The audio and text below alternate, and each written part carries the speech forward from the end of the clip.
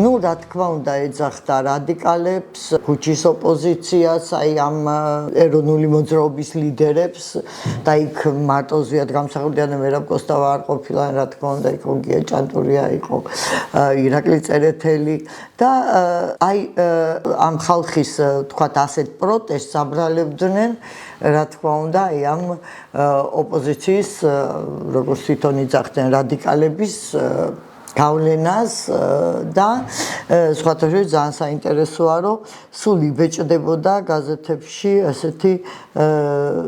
აი დღევანდელი ტროლბოტები, რასაც ამბობენ ხოლმე, რომ რა უნდა თქვათ სტუდენტს ქუჩაში, რა უნდა ეხლა ჩემზე თქვენ ცხრაშვილის დედას ქუჩაში, რა უნდა თქვათ ავადმყოფს ქუჩაში, რა უნდა შეშემოპურს ქუჩაში. ანუ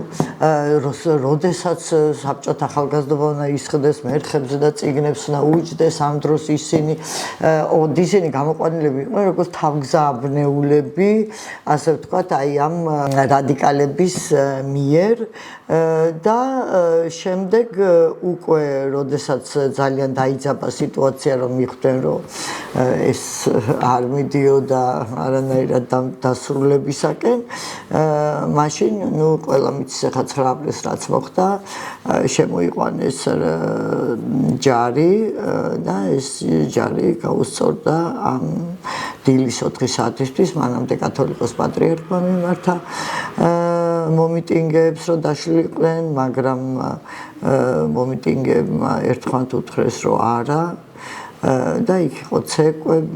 ცეკვით და სიმღერით შეხვდნენ აი ამ ჯარს, რომელიც ტანკები, თავიდან ეს იყო რაღაც ძალიან დამაშინებელი, ასე ვთქვათ, იმიტომ რომ ეს ტანკები ესე მოდიოდნენ, მაგრამ იქ ზოგი ახალგაზრდა გადაუდგა კიდევაც ამ ტანკს, ჯოხსაც ურტყამდა და მერე ნუ მოხდა ეს. და პროპაგანდა მეორე დილიდან დაიწყო იმის მტკიცება, რომ ხალხი მოყვა ჭყლეტვაში. ანუ ეს დაღუპულები ჯერ არც აცხადებდნენ ბოლომდე ამ დაღუპულთა რაოდენობას